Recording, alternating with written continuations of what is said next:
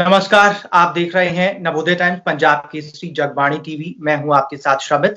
Corona काल में जब देश दुनिया की दिक्कत काफी बढ़ी हुई है और कोरोना एक बड़ी चुनौती बना हुआ है, इस दौरान फिजियोथेरेपी के पेशेंट्स की भी काफी चुनौती बढ़ी हुई है। इसी चुनौती पर बात करने के लिए हमारे साथ एक्सपर्ट डॉक्टर हैं। हमारे साथ हैं डॉक्टर तरुण लाला। डॉक्टर, आपका स्वागत है। नमस्कार। डॉक्टर तरुण लाला हेड हैं फिजियोथेरेपिस्ट एंड रिहैबिलिटेशन मेडिसिन के मैक्स हॉस्पिटल साकेत में अपनी सेवाएं दे रहे हैं। डॉक्टर, कोरोना काल में जब पूरी दुनिया और देश की चिंता बढ़ी हुई है, कोरोना के पेशेंट्स को हम ज्यादा ट्रीट करने की तरफ ध्यान दे रहे हैं, इस बीच क्या कुछ बातें छूट रही हैं आपके हिसाब से? देखिए, कई सारी बातें हैं। हम ये समझ रहे हैं कि एक महामारी है और हम सबका फर्ज बनता है इससे बाहर निकलने का, और हमारी सरकार, हमारे डॉक्टर, सब लोग अपनी तरफ से पूरी तैयारी कर रहे हैं। लेकिन हमें थोड़ा ध्यान उन पेशेंट्स पे भी देना है कि जो non corona non Covid patients हैं, जिसमें हमारे पेशेंट्स आते हैं पर्सन विद डिसेबिलिटी, जिनको हम बोलते हैं। ऐसे पेशेंट्स हैं जो कि चल फिर नहीं पा रहे हैं, या कुछ स्ट्रोक हो गया है, हेड इंजरी हो गई है, स्पाइनल कॉर्ड इंजरी है, कई सारी प्रॉब्लम्स होती हैं। तो उनकी तरफ भी हमको थोड़ा ध्यान देना चाहिए कि वो भी एक हमारे सिस्टम का हिस्सा है। क्योंकि एक तो है जिसको कोरोना हो गया है, उसका इलाज हो रहा है हॉस्पिटल में। कुछ प्राइवेट हॉस्पिटल हैं जो हमारे हॉस्पिटल की तरह हैं, वो पूरी तरह डटे हुए हैं इस महामारी के लिए। लेकिन इसके अलावा कुछ और भी पेशेंट्स हैं जिनको हमें ध्यान देना चाहिए। मेरी ये दरख्वास्त है आपके चैनल द्वारा कि हम थोड़ा इनकी तरफ भी और ज्यादा ध्यान दें, क्योंकि ये बेचारा नहीं बोलना चाहिए। एक्चुअली ये ऐसे लोग हैं जो सेल्फ इंडिपेंडेंट नहीं है, जिसको हम बोलते हैं। तो उनको अपने मेन स्ट्रीम में लाने के लिए हमको थोड़े से अपनी तरफ से कुछ एहतियात। जी डॉक्टर साहब, इन पेशेंट्स के बारे में या इन चुनौतियों के बारे में हम बात करेंगे, लेकिन पहले हम कोरोना की बात करते हैं। कोरोना काल में एक फिजियोथेरेपिस्ट का रिहैबिलिटेशन मेडिसिन का क्या रोल? देखिए, अभी कुछ हॉस्पिटल्स हैं हिंदुस्तान में जहां पे कोविड पेशेंट्स को फिजियोथेरेपी भी दी जा रही है। जैसे हमारा एम्स ट्रॉमा सेंटर है, वहां भी फिजियोथेरेपिस्ट है। क्योंकि डिपेंड करता है कोरोना के पेशेंट्स के क्या सिम्टम्स हैं।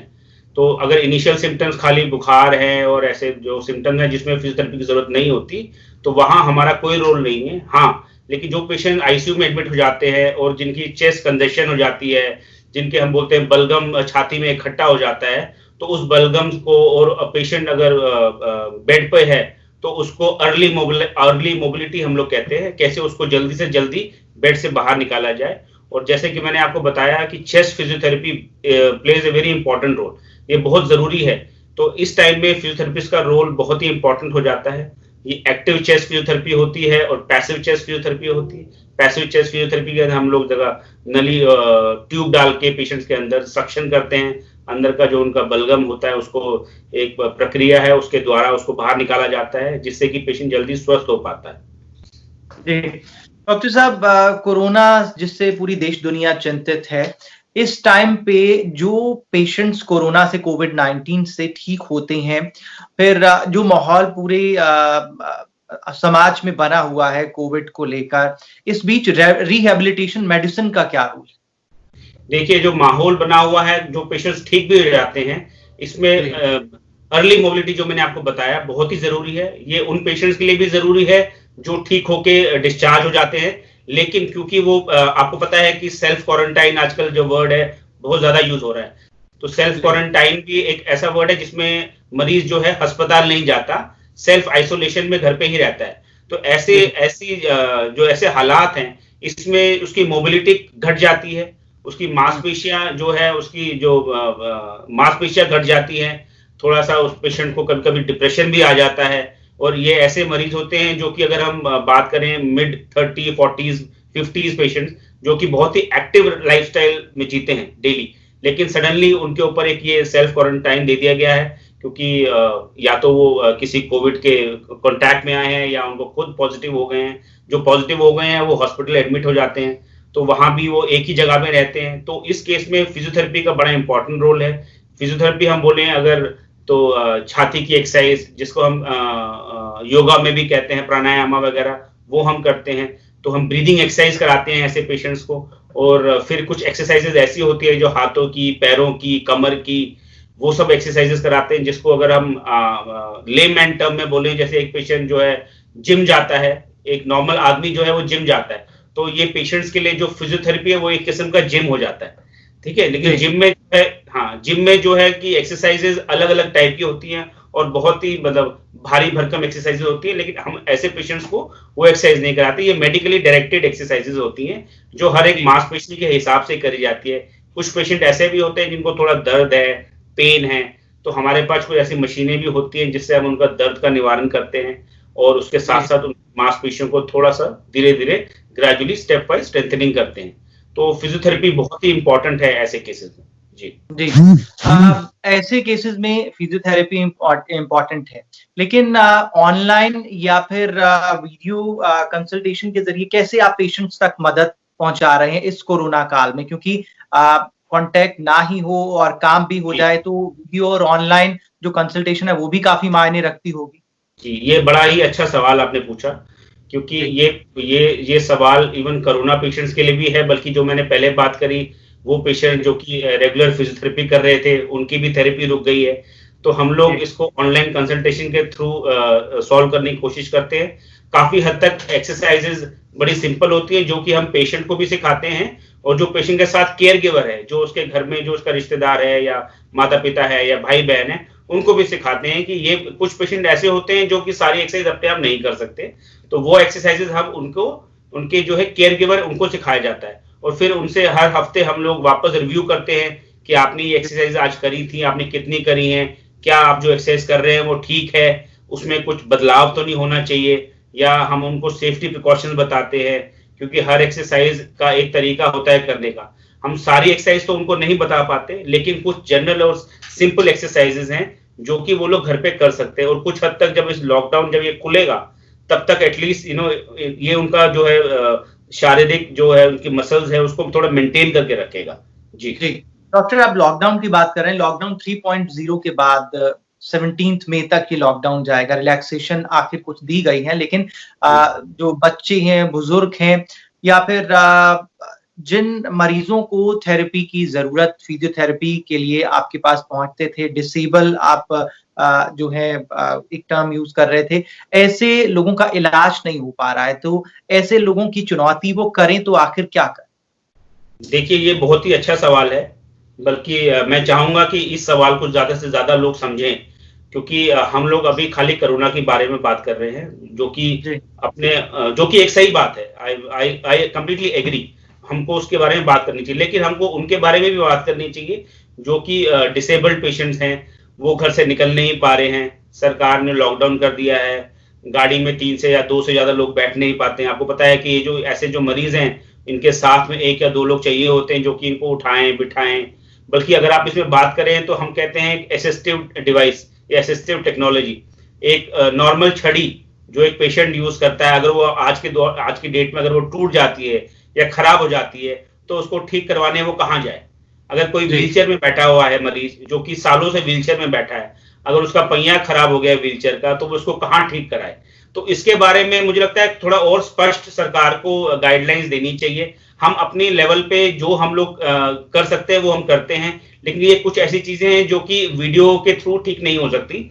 ये इसमें मैनुअली एक जैसे एक कारीगर है या आप बोले कि एक टेक्नीशियन है जो कि इसको बैठ के इसको ठीक करे, उनको समझाए। तो ये ऐसी छोटी छोटी चीजें हैं जिसपे हम लोगों को और गौर करना चाहिए, क्योंकि अगर हम इस चीज पे गौर नहीं करेंगे तो जो पेशेंट है ऑलरेडी वो जूझ रहा है अपनी प्रॉब्लम से, अगर ये छोटी छोटी चीजें उसकी सॉल्व नहीं हम कर पाते तो वो और आगे धकेला जाएगा और आगे उसकी प्रॉब्लम बढ़ेंगी। जैसे कि मैंने बताया, अगर एक पेशेंट है जो एक नॉर्मल एक्सरसाइज करता है वो इसकी वजह से एक्सरसाइज नहीं कर पाएगा, तो ये छोटी छोटी चीजें सॉल्व करने से हम उनकी प्रॉब्लम कई हद तक सॉल्व कर सकते हैं। तो मेरा आपसे यही दरख्वास्त है चैनल के थ्रू, तो इस चीज को थोड़ा सा और सरकार तक पहुंचाया जाए। जी, हम ये उम्मीद करते हैं कि आपने ये बात रखी है, हमारे माध्यम से जरूर ये आगे बात जाएगी। डॉक्टर साहब, लेकिन बुजुर्ग और बच्चे, इनको हम इस कोरोना काल में इम्यूनिटी को लेकर, सबसे ज्यादा सवाल इन्हीं की इम्यूनिटी को लेकर है, तो ये आपके माध्यम से क्या कुछ आप बताना चाहेंगे कि ये घरों में बैठकर करें ताकि इम्यूनिटी बूस्ट हो और अपने आप की ये और ज्यादा ख्याल रख सकें? जी देखिए, इम्यूनिटी बूस्ट करने के 2 ही तरीके होते हैं, एक तो है एक्सरसाइज, रेगुलर एक्सरसाइज, दूसरा है अपने खान पान पे ध्यान रखना। तो मैं अगर एक्सरसाइज पॉइंट ऑफ व्यू से बात करूं तो घर का एक, मैं पहले भी अपने कई मरीजों को ये बात बोल चुका हूं कि घर के अपने कमरे को एक प्लेग्राउंड बना दिया जाए। अगर घर किसी का घर में एक ही कमरा है तो घर के एक कोने को प्लेग्राउंड बना दिया जाए, जहां पे बच्चा खेले, सुबह शाम खेले, एक्टिविटी करे। जो हमारे बड़े बुजुर्ग हैं वो उस एरिया पे बेशक एक ही जगह पे रह के उसको वॉक करें, मार्चिंग करें, या किसी किसी के घर में अगर साइकिल है जिसको हम स्टैटिक साइकिल कहते हैं, वो दिन में 15 से 20 मिनट या आधा घंटा तक साइकिलिंग करे। तो ये ऐसी चीजें जो उनकी इम्यूनिटी को थोड़ा बूस्टअप रखेंगी, क्योंकि ये बुजुर्ग हैं जो डेली जो है नीचे टहलने जाते थे सुबह शाम। इनका ये बहुत ही जरूरी एक काम होता था दिनचर्या का कि दिन भर मुझे जाना है टहलने, मैं अपने दो दोस्तों से बात करूं। जहां तक बात का सवाल है वो तो आप फोन से कर सकते हो, लेकिन आप नीचे जा नहीं सकते क्योंकि सरकार ने कई सारे पार्क जो हैं, बल्कि सारे पार्क बंद कर रखे हैं। तो इनके लिए बहुत जरूरी हो जाता है कि ये घर में एक शेड्यूल बनाएं अपना डेली का, जैसे आपके खाने का शेड्यूल है ऐसे ही एक एक्सरसाइज का शेड्यूल बनाएं, जिसमें आप 15 से 20 मिनट सुबह शाम 2 टाइम एक्सरसाइज करें, वॉक करें, बल्कि मैं कहूंगा बात करें जितना चाहे, फोन पे बात करें या अपने घर वालों से बैठ के बात करें। इससे उनका डिप्रेशन भी कई हद तक जो है कंट्रोल में हो जाएगा, क्योंकि हमें ये समझना चाहिए कि ये लोग सोसाइटी का वो हिस्सा हैं जो कि हमारे लिए बड़ा इंपॉर्टेंस रखते हैं, लेकिन कई बार हम लोग इसको निग्लेक्ट कर लेते हैं ऐसे लोगों को, क्योंकि इन लोगों का अपना एक सर्कल होता था, घर में उतना मिलते जुलते नहीं थे, लेकिन अपने फ्रेंड सर्कल से बहुत ज्यादा मिलते थे, जो कि अब नहीं हो पा रहा। फोन पे हो पा रहा है, लेकिन पर्सनली मिलना, बात करना, अब तो कई सारे ऐप आ गए हैं, जैसे आप कहें स्काइप है, जूम है, और बहुत सारे ऐप हैं जिससे आप 1 to 1 एक दूसरे का फेशियल एक्सप्रेशन समझ के आप उनसे बात कर सकते हैं। लेकिन इसके अलावा एक एक्टिविटी करना बहुत जरूरी है। तो मेरी यही रिक्वेस्ट रहेगी कि घर का एक हिस्सा उसको कन्वर्ट कर दिया जाए पार्क में, या मिनी पार्क बोले, या एक्टिविटी पार्क बोले, एक्टिविटी एरिया बोले, जहां पे ये लोग अपनी डेली की एक्टिविटीज करें। तो उससे इनकी इम्यूनिटी भी बूस्टअप रहेगी और इनको मेंटल तौर पे भी बड़ा अच्छा लगेगा। जी, आपके पेशेंट्स आपसे कुछ दूरी पर हैं या ज्यादा दूरी पर हैं डॉक्टर लाला, लेकिन आपका आजकल का रूटीन क्या है?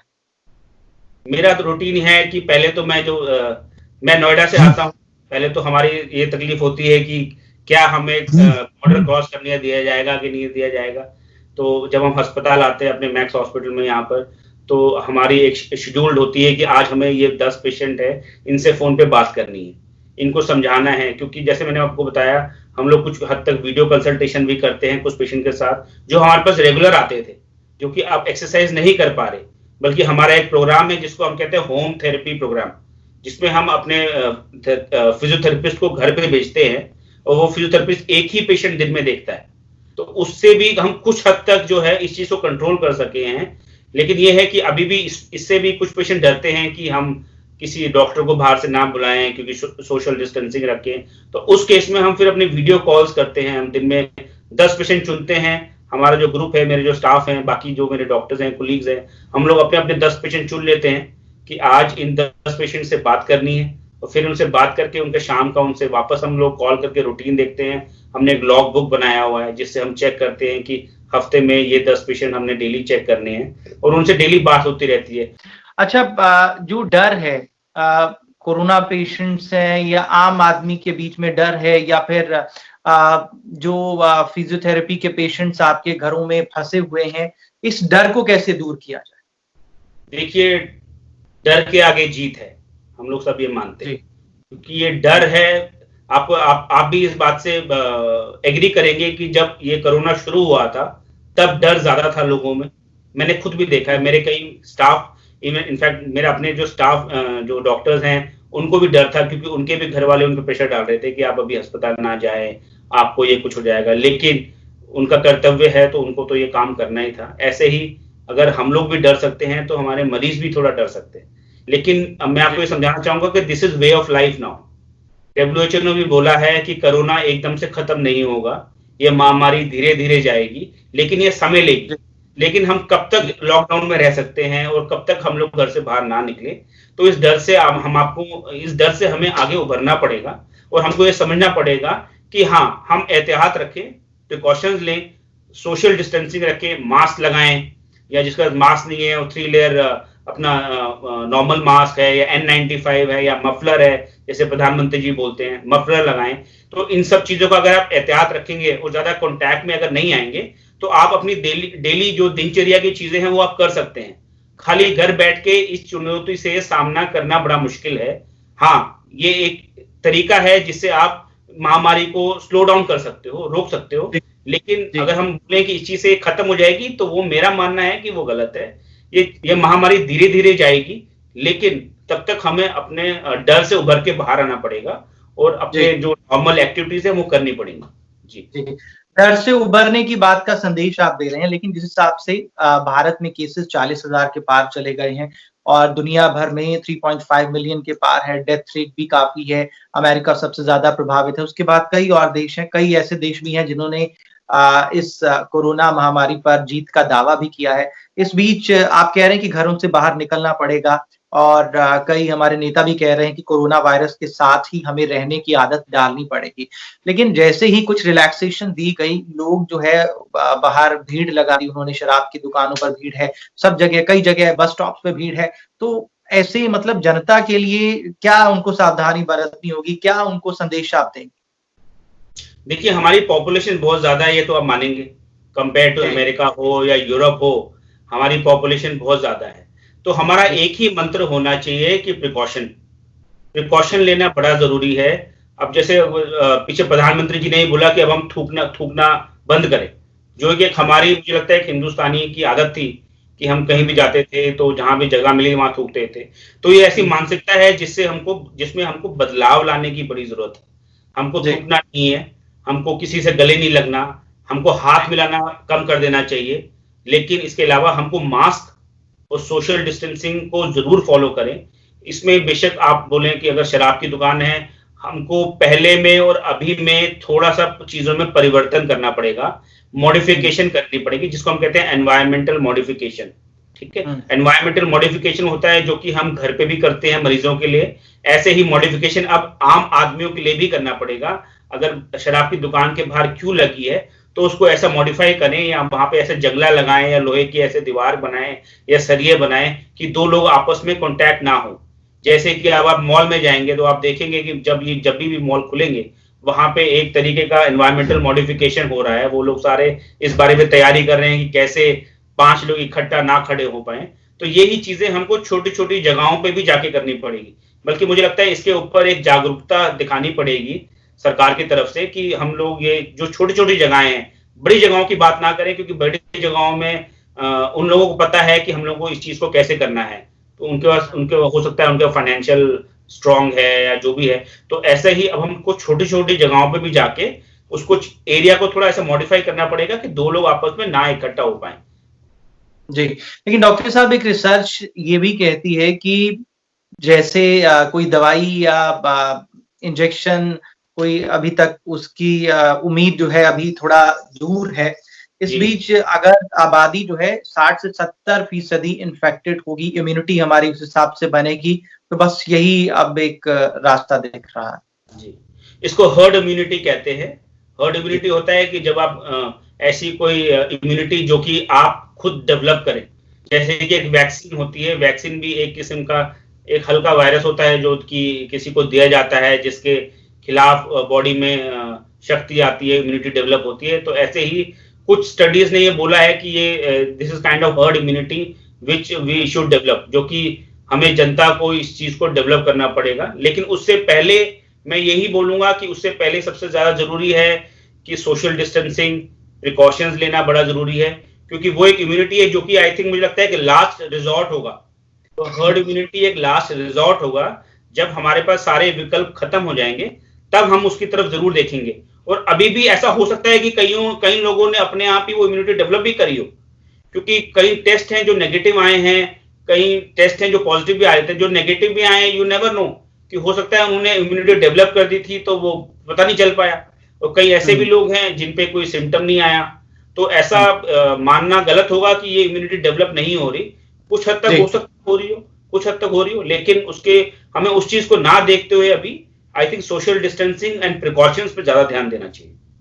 जी, प्रिकॉशंस की बात ही कर लेते हैं, क्योंकि रिलैक्सेशन टाइम में जो है जोन्स के हिसाब से कई जो है छूट दी गई है। एसेंशियल सर्विसेज, जरूरी सेवाओं में तो 100% स्टाफ आ रहा है, लेकिन जो बाकी सेवाएं हैं वहां पर 33% स्टाफ के लिए कहा गया है। आप जरूरी सेवाओं में आते हैं, आपके यहाँ पूरा स्टाफ आ रहा होगा, तो आप लोग क्या सावधानियां बरत रहे हैं? ये मुझे लगता है कि लोगों के बीच ज्यादा अच्छा संदेश जाएगा। जी, से हमारे यहाँ तो स्क्रीनिंग होती है, बहुत ही जबरदस्त प्रकार की स्क्रीनिंग होती है। जो भी स्टाफ आता है या जो मरीज आता है या कोई पेशेंट है, हर प्रकार की स्क्रीनिंग होती है। उसमें कई चीजें हैं जो कि आजकल आप सुनते होंगे, थर्मल चेकिंग, जिससे हम बॉडी टेम्परेचर चेक करते हैं। फिर हम लोग सैनिटाइजर का बहुत ज्यादा इस्तेमाल कर रहे हैं, जिसको हैंड सैनिटाइजेशन कहते हैं। ठीक है, जगह जगह पे हमारे यहाँ पे सैनिटाइजर्स लगे हुए हैं। कोई भी मरीज अगर बाहर से पहले एंटर करता है तो उसकी चेकिंग गेट पे होती है। गेट के बाद फिर अंदर आता है तो अलग से काउंटर बना हुआ है जहां चेकिंग होती है, जहां पे उसकी हिस्ट्री ली जाती है पेशेंट्स की। स्टाफ की चेकिंग होती है, थर्मल चेकिंग होती है, हैंड सैनिटाइजेशन होता है। फिर वो अपने अपने डिपार्टमेंट में जाता है, वहां उसकी चेकिंग होती है। फिर सारे लोग अपने ड्रेस में आते हैं, ड्रेस चेंज होती है, पीपीई पहनते हैं जिसमें मास्क, ग्लव्स और बाकी सब चीजें होती हैं। तो ये सब तरीकों की प्रिकॉशन लेते हैं और डेली हर चीज को फिर फेंका जाता है, अगले दिन नया लगाया जाता है, ड्रेसेस वॉश होती हैं। नॉर्मल प्रक्रिया है। हॉस्पिटल में कुछ प्रक्रियाएं ऐसी हैं जो कि नॉर्मल हैं, लेकिन आज के दौर में थोड़ा सा हम इस चीज को एग्रेसिव फॉलो करते हैं। तो proper precautions, proper clothings, proper hand sanitization, ये सब चीजें फॉलो हो रही हैं। और दो मरीज भी आपस में जो है जब बैठते हैं तो उसके बीच में काफी ज्यादा डिस्टेंस होता है, जिसको हम सोशल डिस्टेंसिंग बोलते हैं। तो इस प्रकार की जो है सुविधाएं हमारे यहाँ पर हैं। जी, तो आपका मूल मंत्र यही है डॉक्टर तरुण कि अगर हमें, जैसा कि नेता लोग भी बोलने लगे हैं, दिल्ली के मुख्यमंत्री ने बोला कि कोरोना वायरस के साथ अब हमें रहना होगा, हमें आगे बढ़ना होगा, तो फिर उसका मूल मंत्र यही है कि सोशल डिस्टेंसिंग। जी, बिल्कुल। सोशल डिस्टेंसिंग और प्रॉपर प्रिकॉशंस लें और अपने जो मानसिकता थोड़ी सी चेंज करें। जैसे हम लोग ज्यादा गले मिलते थे, जैसे मैंने बताया, वो सब ना करें, हाथ ना ज्यादा मिलाएं। ठीक है, थोड़ा सा दूरी रखें। तो मुझे लगता है कि अगर हम ये सब चीजें कर पाएंगे तो हम इस महामारी के ऊपर विजय प्राप्त कर पाएंगे। बहुत बहुत शुक्रिया। इसी नोट के साथ हम अपने प्रोग्राम को समाप्त करते हैं। डॉक्टर लाला, हमें समय देने के लिए आपका बहुत बहुत शुक्रिया। Thank you.